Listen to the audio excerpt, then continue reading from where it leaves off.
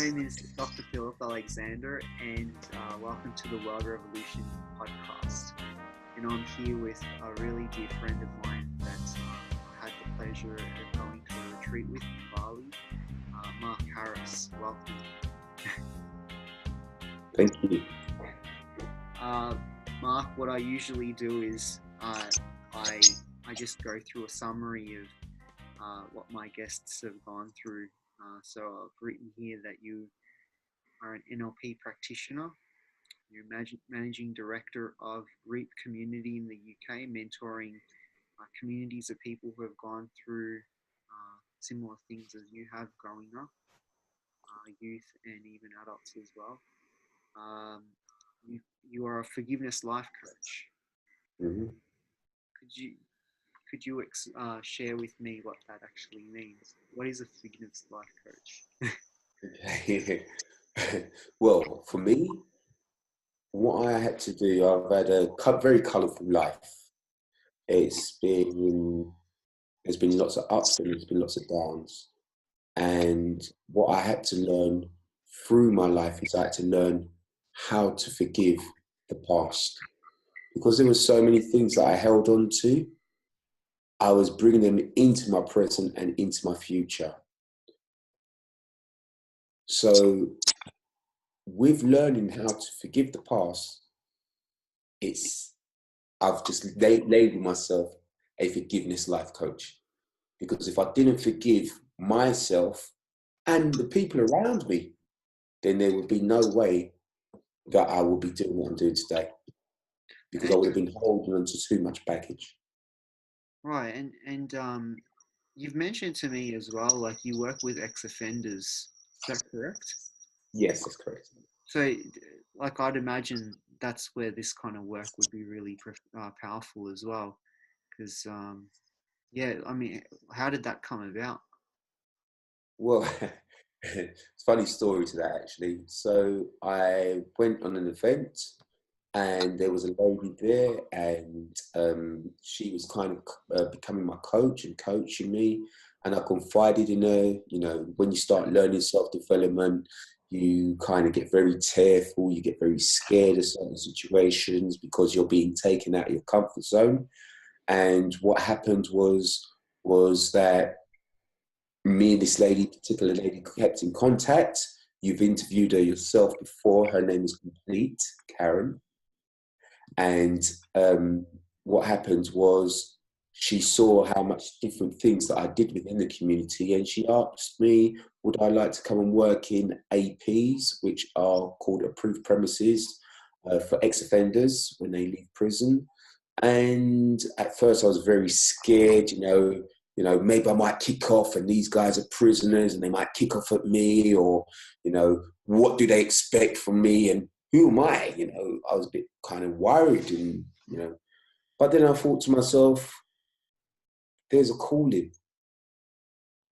You know, I've had to forgive what I've had to forgive and learn to deal with what I've had to deal with. And maybe I've got the gift that I can give them. I can give them a gift to help to set them free from the madness within their minds. Just growing up, just as a child, I had a lot of things, you know, as people and as, you know, as humans, we choose not to share because we're told from childhood not to share our thoughts, our minds, the things that go on in our lives. So working in the APs, I found that I was making a difference. I was making a beautiful difference, and it was helping me. It was like I was seeing a lot of reflections of myself within these guys, and it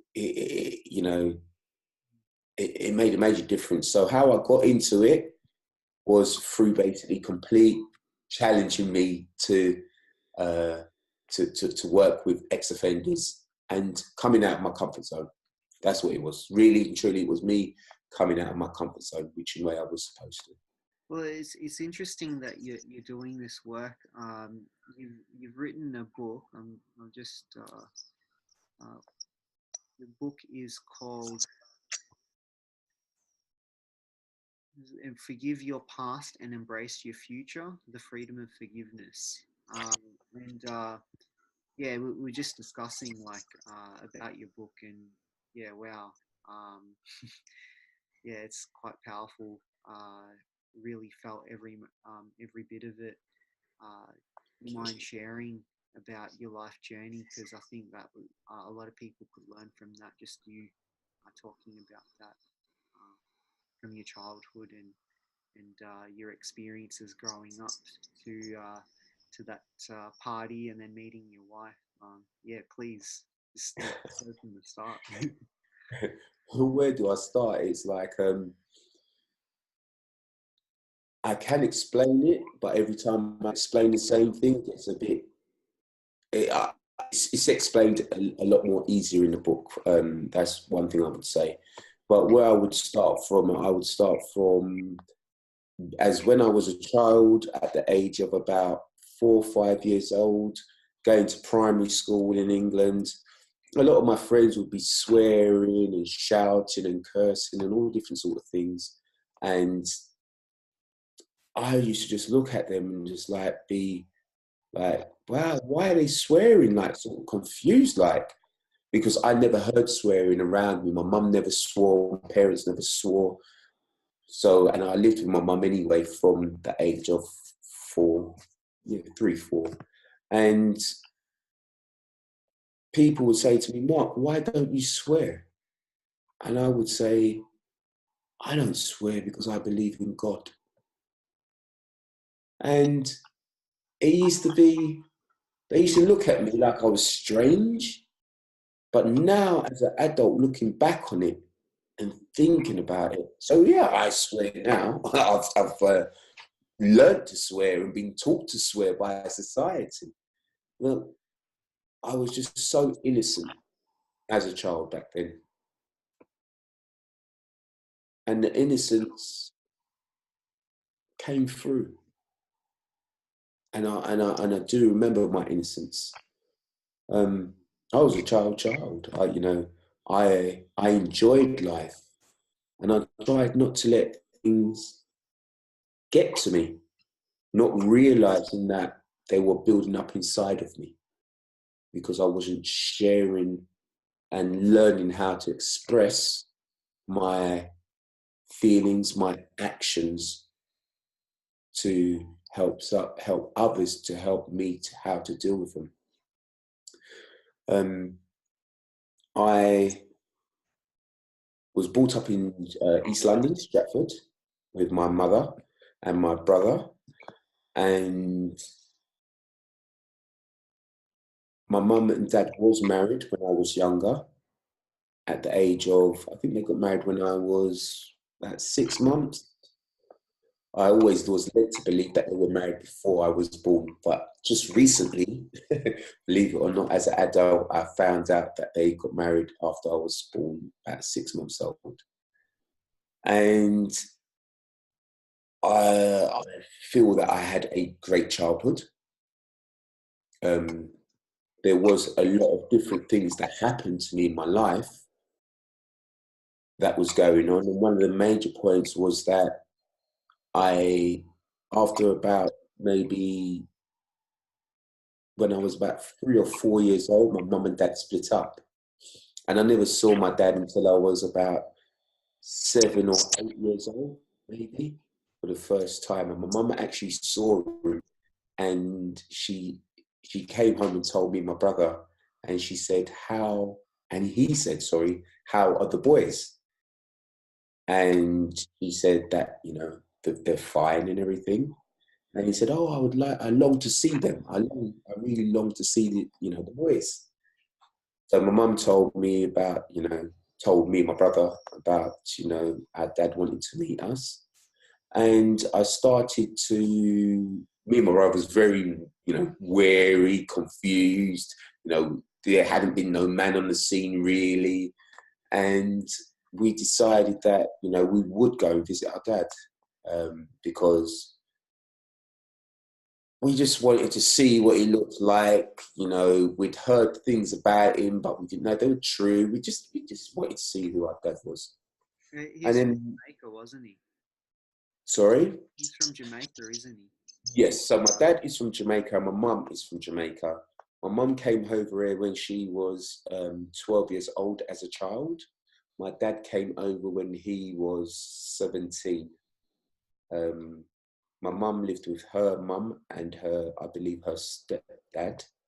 And my dad lived with his mum and dad, but he had obviously lived a life in Jamaica. So at the age of 17, coming to England, to the cold, um, it was really, it must have been, looking back at it, thinking about it, it must have been challenging.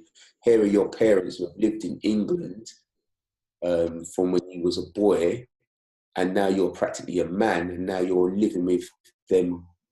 They've sent for you from Jamaica to try and better your life, or whatever way they thought they were sending it for him. And now you've got to live under somebody else's rules because he was left in Jamaica to live with his grandmother. Right. Well, yeah. So just remembering from that chapter in the book that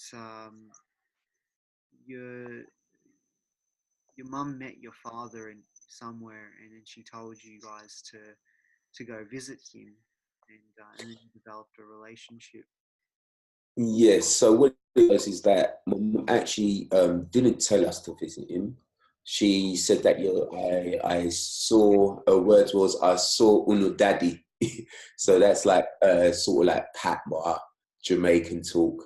Right. And she basically said, your daddy would like to see you guys. Would you like to go and see him? So she asked us if we'd like to see him. And out of curiosity, me and my brother said, yes, we would. We were excited. So she arranged a meeting with our dad that we would meet him in London Bridge. And we would, she would just drop us off because she didn't really have no conversation with him, because I think there was still, well, I don't know, maybe there might have been still a bit of animosity or upset. I'm not too sure, what was going on. I'm a child, I'm a child, so I don't know. But what I do know as an adult, that there must have been a lot of hurt and a lot of pain there, because I know that my mum loved or did love my dad, as an adult understanding now. Um, and I believe personally she's got a lot of things that she needs to let go. But, as parents, as parents always say, do as I say, not as I do.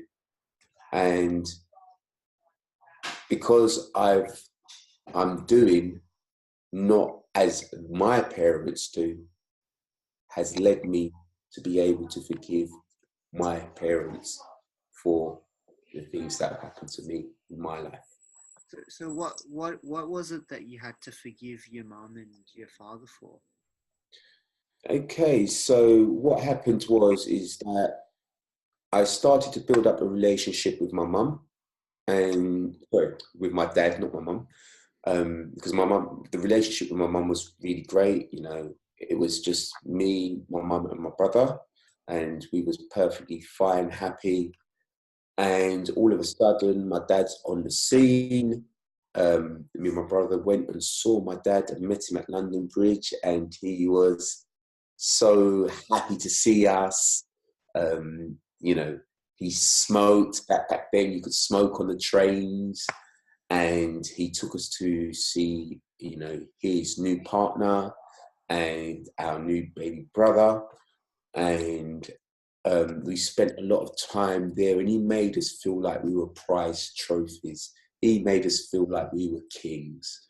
You know, um, what I never realized at the time was that he was trying to make up for lost time. What happened was, going forward, was that I started to build up a more of a relationship with my father, my dad, than my brother did, because when we'd visit our dad would buy us gifts.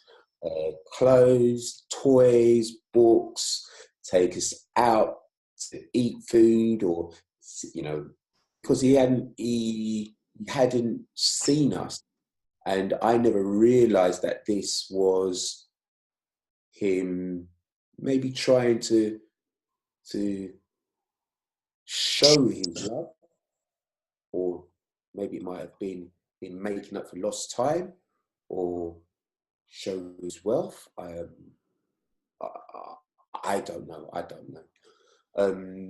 So what happened was that my relationship started to get a lot more stronger with my dad, because there was times where we'd go to our dad's and my brother would want to play out with his friends, do his own things. But what I did is I religiously stuck to seeing my dad on the weekends. So there will be times, sometimes, when I'd come back and I'd spend the night over at my dad's, and there will be times when I'd come back and my mum would say to me, "Look, you're not going to see dad this weekend." And I'd be like, "Mum, made arrangements. I'm going to see my dad." And she never really, put her foot down and said, "Right, you're not going to see your dad," you know. Or sometimes she'd curse him and, silly little things, but it wouldn't be, in my mind, it wouldn't be anything too serious. I do recall a time where she turned around and did say to me, "This weekend you're not going to see your dad." And I was like, "Well, why, Mum? Why am I going to see my dad?" At this time, I was roughly around 11 years old, because I built up a relationship with my dad. I wasn't seeing him every weekend. I would more than likely see him probably maybe once a month, or twice a month. So what happened is this particular weekend, my mum said to me, "You're not going to see your dad," and I decided that I was going to see him, because I asked her why I couldn't go, and she said, "Well, you have things to do around the house." So In my mind, she's used this sort of terminology before, and I've been to see him, so I didn't look at it anyway. so if I can ask you, why do you think your mum got you to meet your father, and why do you think she started to react, um, well, differently when you started spending more time with him? I think, to be honest, I think that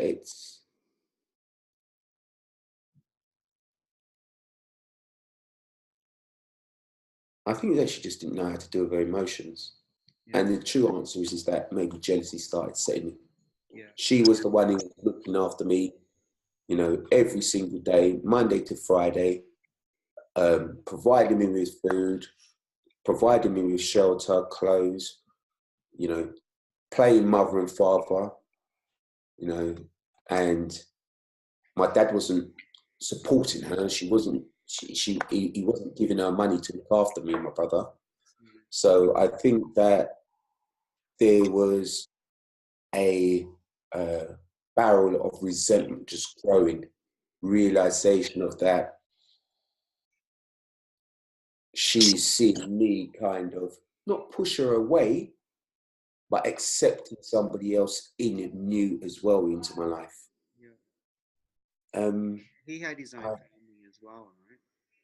say that again, sorry. Your father had his own family as well, didn't he? This is it as well. He had his son. So he had his new family as well. Also, I believe that,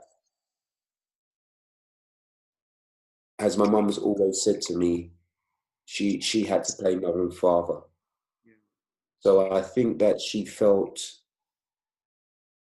maybe she might have felt betrayed by me, but not understanding that I maybe not understanding that I was a confused child, mm, because I was always so happy and carefree.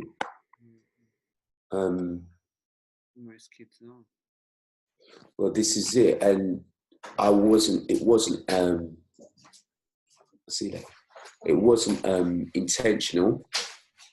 Um, I didn't see it in my mind or feel it in my mind that I was doing something to upset my mum. I feel as well, and I don't know, this is all speculation as an adult, that maybe my mum wanted me to see my dad for what he really was, in the sense of he doesn't support you, he ain't there for you, he doesn't care for you, he's just left you because he left you as a child, as a baby. But I think that what happened was that she wasn't seeing that from me. She wasn't hearing that from me. Because my brother, he had just kind of cut all ties, really. It was like a new toy. He saw his dad for a couple of months, or, you know, a couple of months, or maybe 6, 7 months. And then, you know, it started fizzling out, fizzling out, fizzling out. But for me, I continued that relationship. I wanted to see my dad because I always felt special around him. I felt, you know, I felt loved. Now, to a child at my age, love was probably having the new toys, having the new clothes. Because in the 70s, when I was the 80s, when I was visiting my dad, the times were different, completely different to as they are now. See, so I think there was a big build up of resentment, but due to no fault of her own. Yeah. Right. And then you ended up going to social services as a kid. Right? That was a pretty Yes. big deal. So what happened was that at one stage um, as I was saying previously, I visited my dad when my mum told me not to go. I'd done this many times before, and he went back home. And this particular time, I went and visited him. And what happened was, so I had a beautiful weekend, you know, had my usual chicken chow mein from the Chinese shop, you know, saw my granddad and loads of family members, been basically treated like the prodigal son, I would say, you know, the spoiled prodigal son. And what happened was I came back home that Sunday. It was a Sunday evening because I left on the Friday because it was obviously I was going to see my dad for the weekend.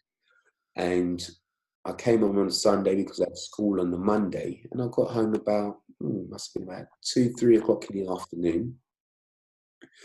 And I knocked on the door, my family home where I lived with my mum and my brother, and there was nobody there. And I never had a key because what I'd always do when I was young, I'd always lose my front door key. And so my mum decided, right, you know, if you need to come home, if you know, after school, whenever you need to be at home, there will be somebody here to let you in. So as I say, this particular time, nobody was there, which I thought, okay, that's a bit strange, but, you know, mum might have just gone out or been somewhere or, you know. So anyway, I thought to myself, let me go and knock for some of my friends, and I played out for a little bit. And as time went on, the clock was ticking away, and all of a sudden it was like 4 o'clock, then it was 5 o'clock, and I kept checking every hour knocking on the door to see if my mum was back, and there was no lights on, no movement. Now this was winter time. This was I think it was the week after Christmas actually, because I do remember a lot of the Christmas decorations. And what happened was that the friends' parents who I was playing with, they suggested to me that it's getting really late. This must have been about 8 or 9 o'clock at night. And they said, look, what we'll do, we'll take you to the local police station, because back then you could actually go to the police station and they will help, or, find out what's going on. And, they'd be able to, maybe you might be able to wait at the police station for your mum to come back or whatsoever. So I went to the police station and I got there and I was sitting down there waiting, and they kept trying to phone my mum's phone, because back then there was no such thing as a mobile phone, so they was phoning the home phone, and no answer. So it must be about, I would say, probably about 10 o'clock at night.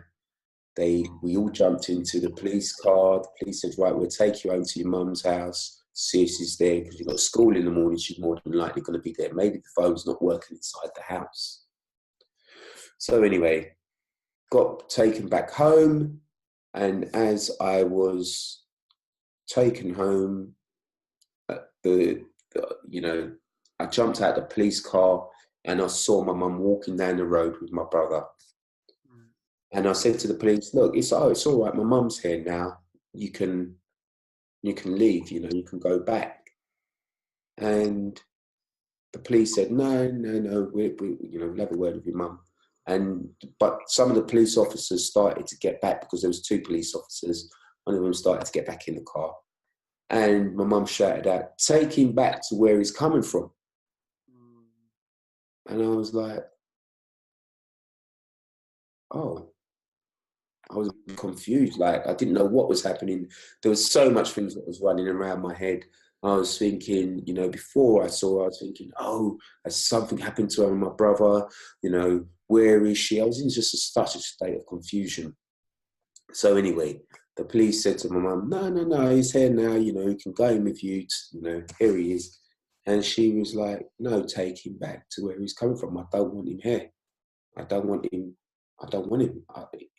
Take him back to where he's coming from. How old were you then? I was 11 years old at the time. Yeah.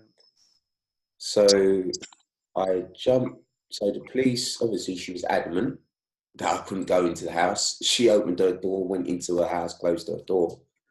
So the police jumped. I got into the police car and they took me back to the police station. Being at the police station, they was there trying to get in contact with my dad and saying to my dad,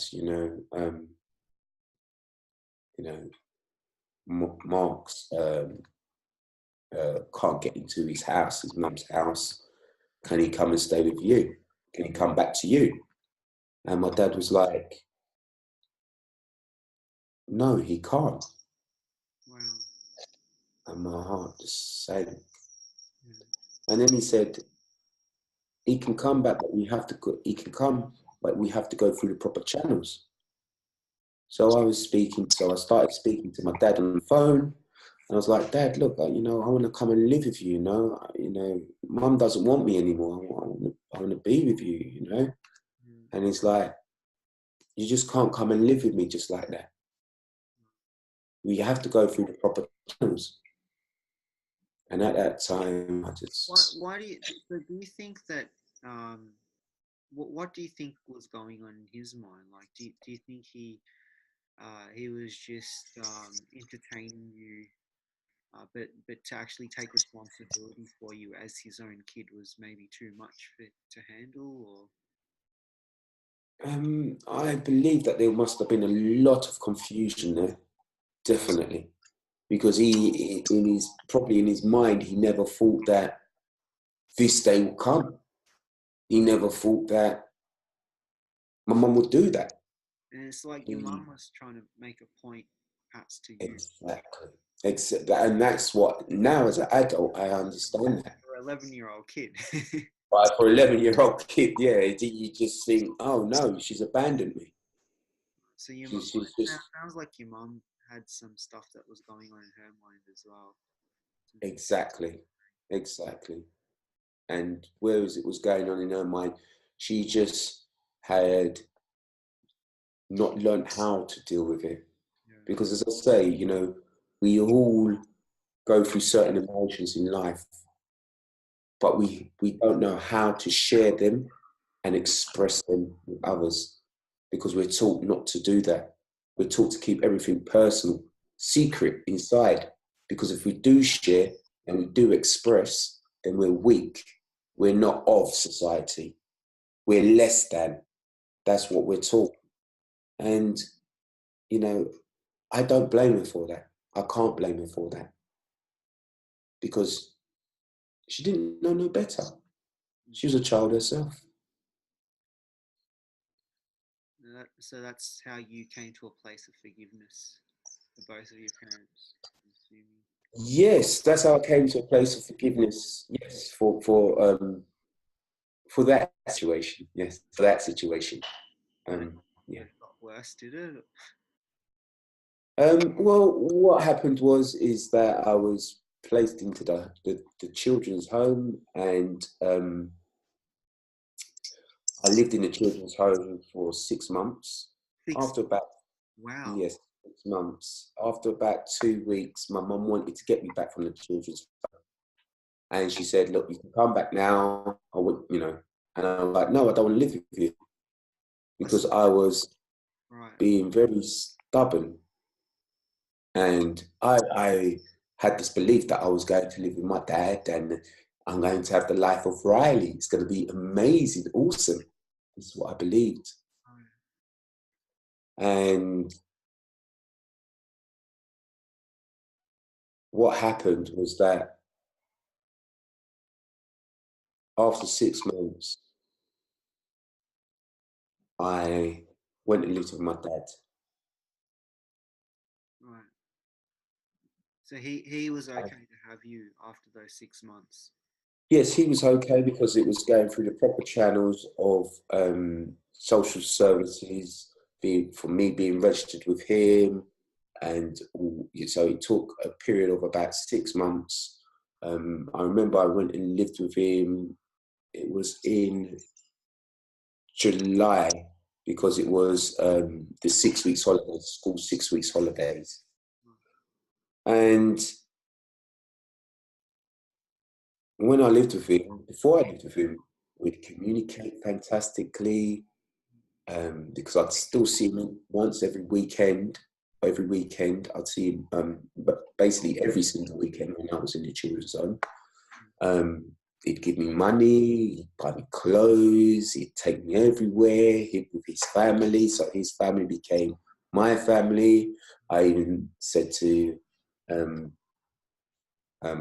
my stepmom, who I said to her, "Can I call you mum?" Because I looked at that my mum's just left me, so I haven't got a mum, and I tried to fit in to the family, and I felt that I was being treated. So I hadn't had treatment like that before. I hadn't noticed it. I wasn't really. I was very rarely told off.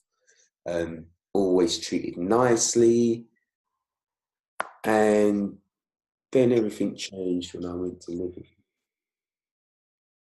Oh, and him. how so? Well, my dad didn't know how to communicate with me, and I didn't know how to communicate with him. Um, I grew up with fear of my dad. In fear. So fear, yes. Right. So the things what my mum would say about my dad seemed to be coming true. What were they? There were things like, you know, your dad doesn't care about you. All your daddy's doing is trying to buy your love. He's trying to make up for lost time. He's got his family. He hasn't supported you. But what I didn't realize is that I started to believe the things that my mum was saying. As an adult now, I know they were a load of bullshit. So it They wasn't. weren't. Right. So your They dad wasn't actually care for because you, I had to learn to forgive. but your dad actually did care for you, or what? Yes, my dad. So I learned that my dad did care for me, but he didn't know how to express his care Right. because so I'd get maybe put down. Yeah. I'd get different types of love. So I'd always had food. I never went to bed hungry. Yeah. I always had shoes. I always had clothes. Um, I was, I had all of these things, materialistic things. Right. But what I craved was love. Right. What I craved was nurturing. What I craved was the love of a father because I never had a male figure in my life. And what I received was two ball can't rule in the sea and pen sort of thing, mentality, West Indian mentality of not being able to express feelings, emotions, um, not being able, basically being seen and not heard, um, being beaten for things what I classed as trivial.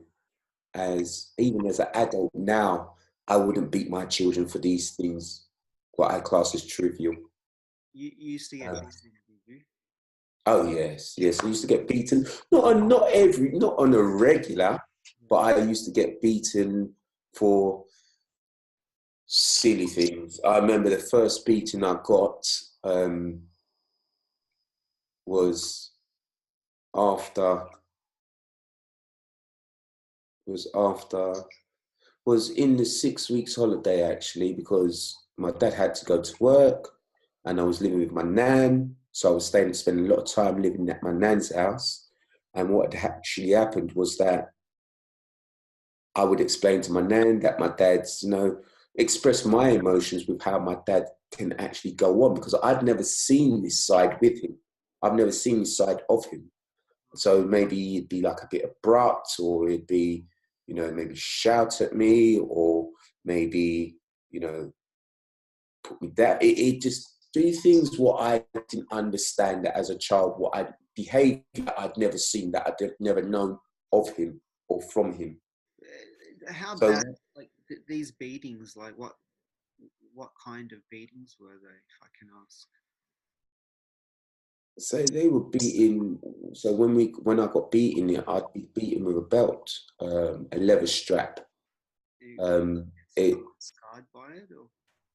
Yeah, you get the wells on your skin, which will go away after some time. But you know, you I would be, it just go for his belt and just beat me. I laugh about it now because I've learned to accept it. It's helped me to be the person I am today. If I sit down there and dwell on the beatings, it would swallow me up. The And reason, it was just a process. It was what was done back then. It was what was done um, uh, in the West Indian community. That's what happens the, in a lot of communities, in a lot of West Indian communities. That's what because remember that he is Jamaican, so his way of thinking, and he's never had a son. He's never had a 11-year-old or 12-year-old. At the time when I went and lived with him, I'd actually turned to 12. So he'd never had a 12-year-old. And being a 12-year-old, going through, I suppose, the emotions that I'd been through, the abandonedness of my mum, losing my brother as well. So to me, in my mind, it was like a death. It was like somebody had actually died because I hadn't kept in any contact with any of them when I lived with my dad. mm, So it was like a bereavement, but it was not knowing how to actually understand how to deal with that as well. well, the reason why I asked this is because just find it interesting that you got, because a lot of things that I talk about, as you know, is about how we manifest things in life, and everything's connected. And um, to me, from what I'm seeing, is like the experiences that you had as a child, and you've spoken about this in your book as well. is that it leads to things that we manifest into adulthood. And this leads me into how your story expands on that, how you ended up uh, being in hospital and getting feeling abandoned in a situation which was quite horrific, um, and actually getting a beating in a sense. Um, so it's like you carried that on in another way. Um, Please, yeah, if you could share about that experience, because that was quite amazing. Yeah. um, Yeah. So the experience later on in life. So before I actually get to that experience, actually, um, and this isn't in my book because there will be a part two to the book. At the age just before I was 17, my dad decided to kick me out of the home, the family home. I wasn't a bad child. I wasn't into drugs or being disobedient. I'd go to work, I'd come home. I was very fearful of my dad. I used to be able to be in my bedroom and I used to hear his keys going in the door and my heart would pound. My stepmom, on the other hand, she cared for me. She treated me lovely. I bless her for the way she treated me. But I lived in a home from the ages of from the age of 12 to the age of 16, just literally just going on 17, and I hardly ever spoke to my dad. Through fear, through feeling like a failure. So anyway, I kind of digressed. Emotions and the things are just coming back to me in my mind. Um, yeah, so at the age of 16, just going on 17, what happened was that my dad said to me um, that I could go out because we moved to a completely different area. So we used to live in Stockwell, Brixton, and we moved to a completely different area, which is Brockley. And this is about maybe a 10 mile journey. And I thought, okay, yeah, let me go out. I went out and I met up with some friends who were in my local area of Stockwell, Brixton. And my dad said, make sure you're back home at 12 o'clock at night. Now, what it was that obviously buses didn't run on time and so forth and different things. But one of the things what I do remember my dad saying to me before I went that night, he said to me, make sure you're back at 12 o'clock. Because if you're not, my door locks at 12 o'clock. So anyway, I accepted that, went out with my friends, had a good time, traveled the 8 mile journey, 10 mile journey home, got home, and it must have been probably about 12:30. Ooh. So my heart's pounding, what's going to happen? I had chicken and chips in my hand, going to eat in my room, and I'm thinking, oh, well, maybe the door's open. I don't know. Maybe he's going to say, I don't know what he's going to do. Obviously, the buses are late.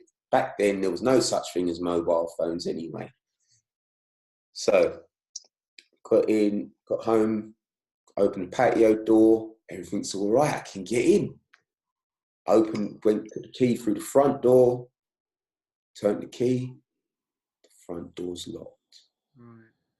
Can't get in. So I thought, what am I going to do?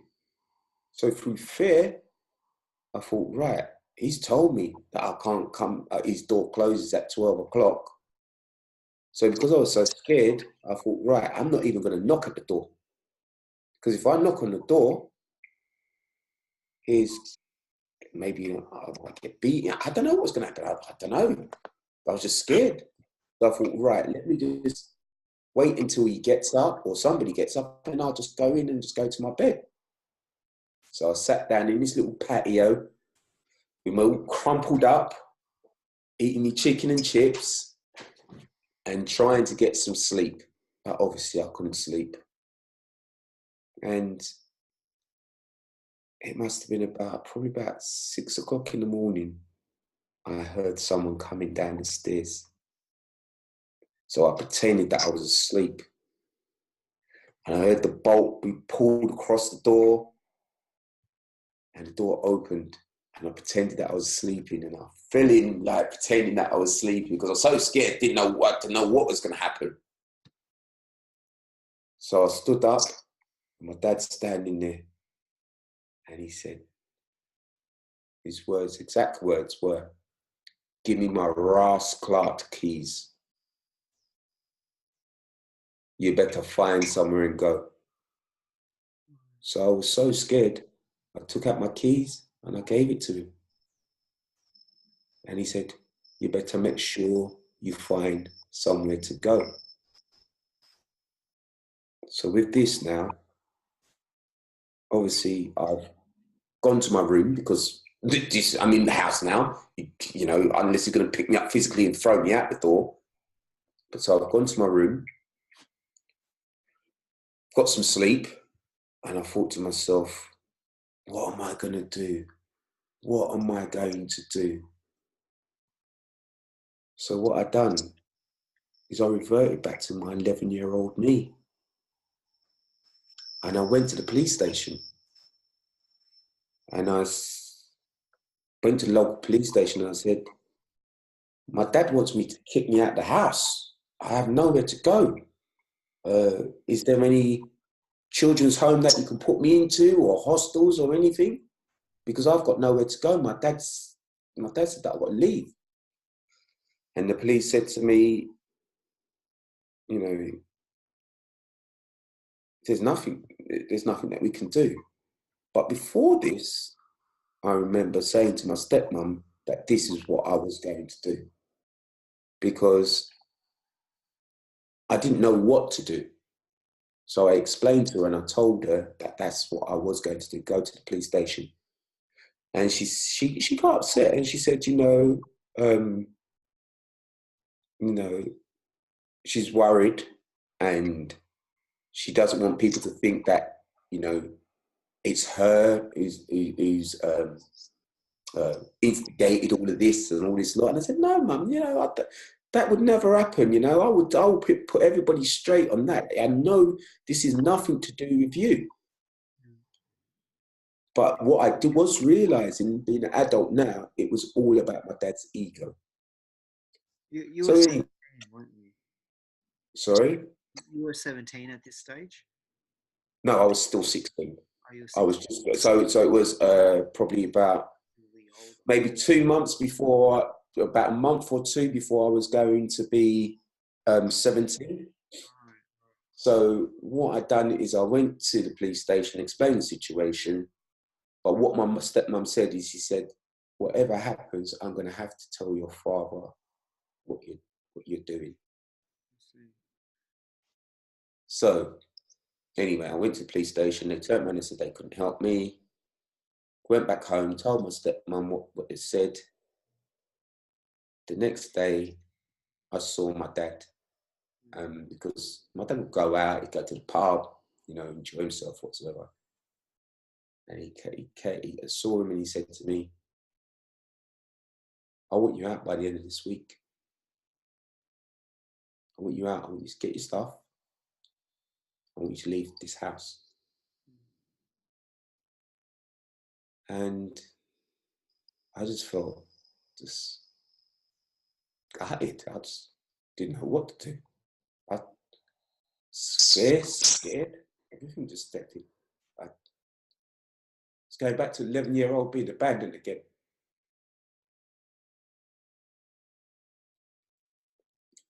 It was tough and scary. This time I was saying in my mind, I ain't got no parents, you know. But I survived the children's home, so I survive now.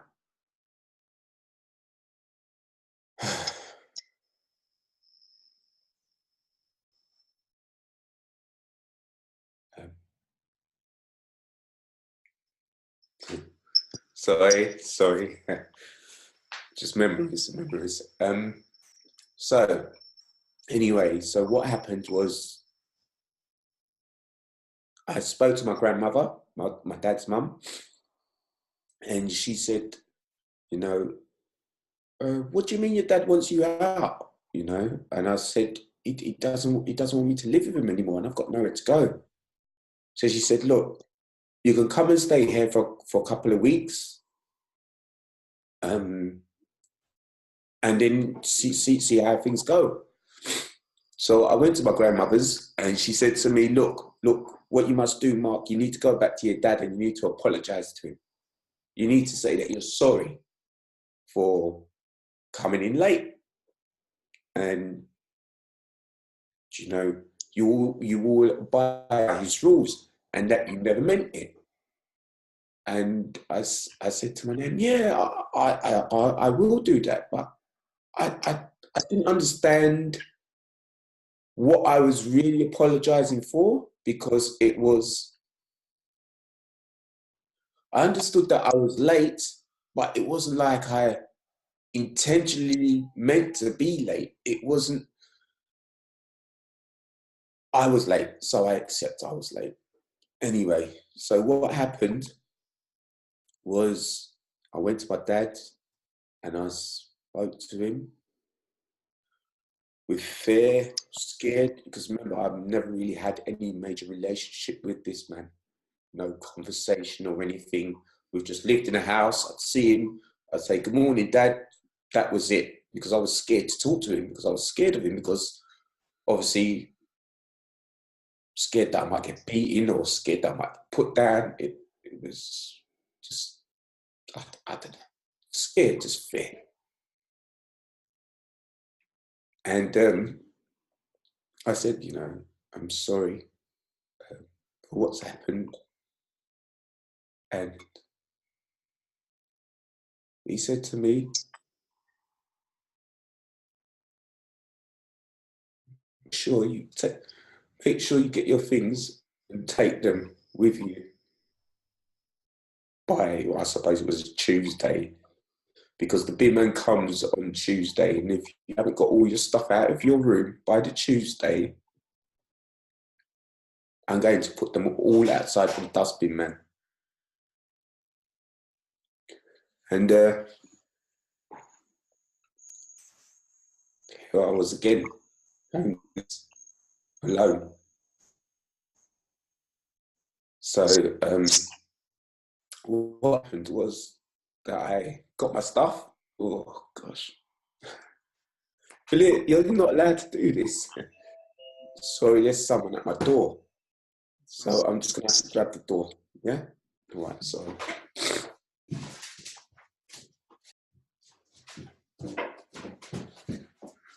Oh gosh, sorry about that. Apologies. Yeah, where was I? My mind's there was just someone delivering something, and then my name called me. Your father told you that he was going to throw your stuff in the bin. Yes, see, so what it was that in my room I had my stereo, my clothes, because I had my own bedroom, so I had all my bits and pieces in there, things what I collected over the years, things what I bought from my mum's house as well, also as a child. So I had a lot of memories. So anyway, I will never forget, I packed all my stuff in a suitcase and in a laundry bag. And I travelled 8 miles by bus because I never had no money, to my grandmother's house. I even had a stereo packed in the city. So I had about 4 or 5 bags trying to get on these buses, carrying these things at the age of, as I say, I was about 16, yeah, 16, just going on 17.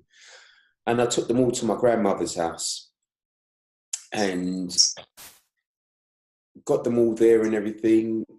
Just left them in the corner. I spent maybe 3 to 4 weeks, might have been a little bit more, with my grandmother. And my gran was going away on holiday she was going on holiday, and I believe she didn't trust me for me to stay in her home. So she said to me, oh, can I go and stay at one of my friends' houses for the week while she was away?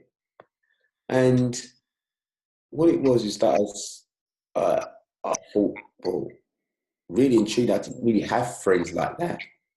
But I just got into a new relationship with a girl, and her parents liked me.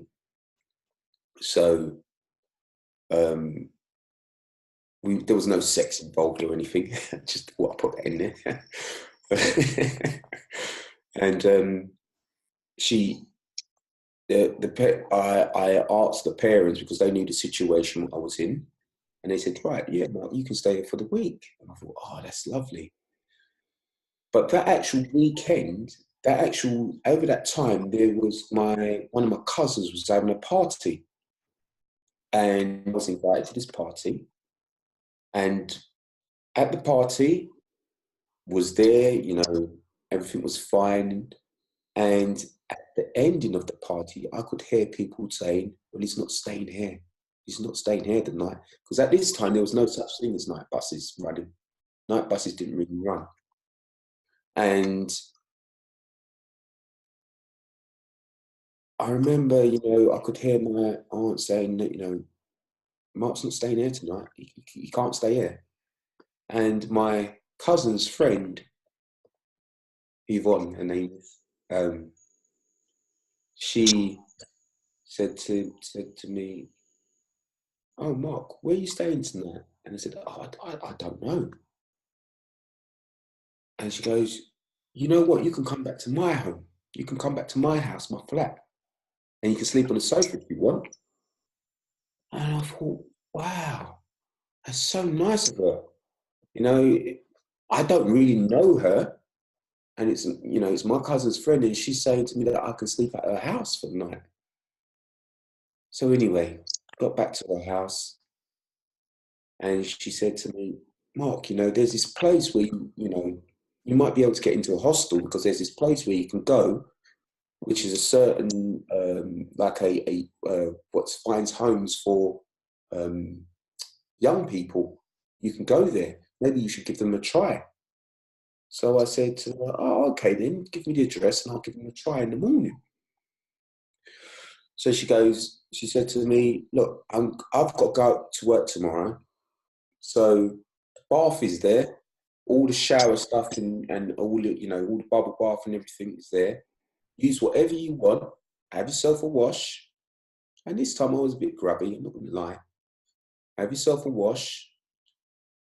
And what you do is you just close the door behind you, and I'll see you when I see you. And I thought, wow, this woman trusts me that much to leave me in her home. She doesn't really know anything about me. But what she did know is that she knew that I wasn't a bad child. I wasn't a thief. I wasn't into drugs. I wasn't doing anything like that. So anyway, I had a shower, sorted myself out. Actually, I had a bath, because back then people didn't really have showers. Actually, only people only had showers in their homes. So I had a bath, nice bubble bath, dried myself off. I went down to this place where she said, for young people to go. And when I went there, I explained the situation to one of the key workers there, one of the ladies there, and she said, oh, look, there's a hostel called 99 Burnt Ash Hill.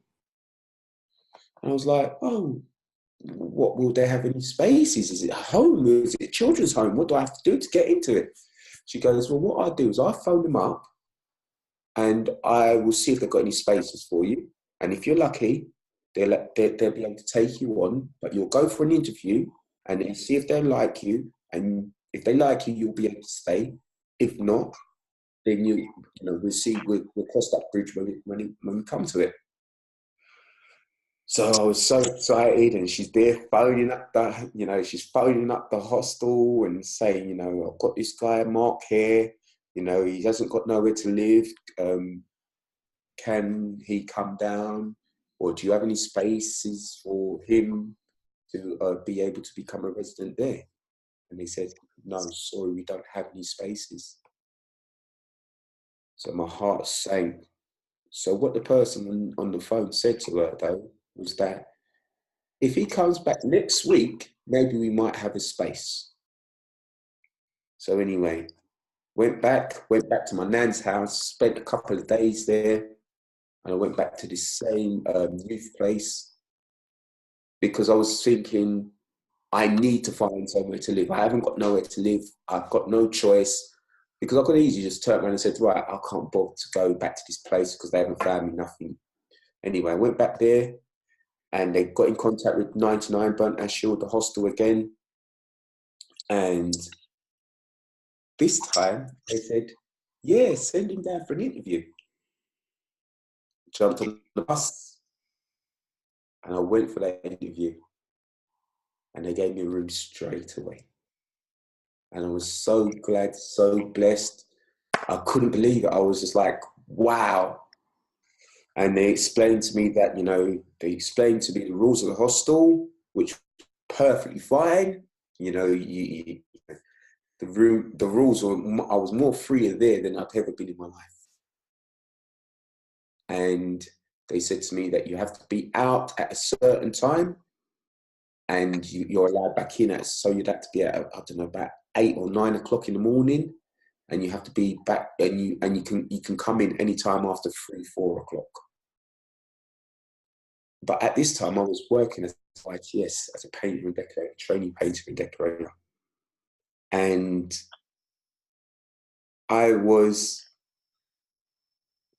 it was fine for me because I'd be working.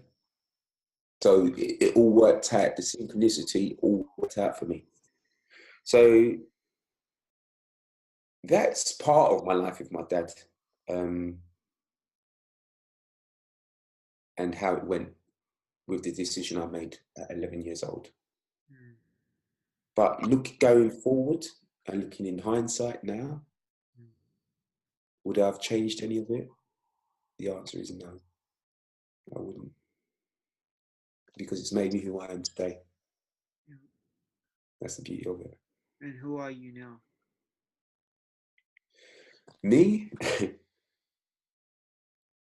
I am blessed. I see my blessings in each and every way, in each and every shape, in each and every form.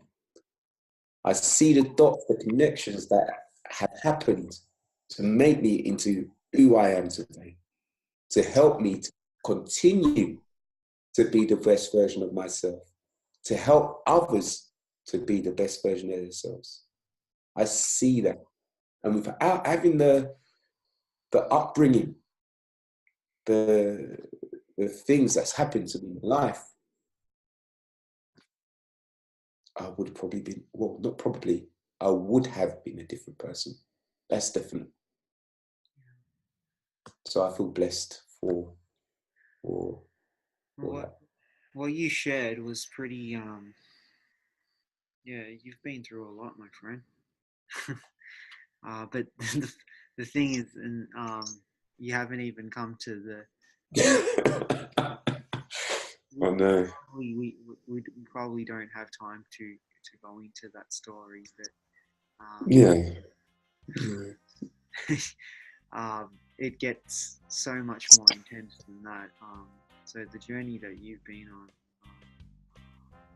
yeah, I commend you for everything that you've persevered through, and you're even going through all of your hardships. You've managed to come out to be this radiating light to people, and still see the blessings and being able to forgive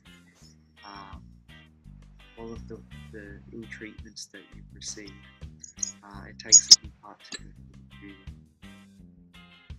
Yeah, so that's it's a testament to your character and who you are. Thank you. Thank you.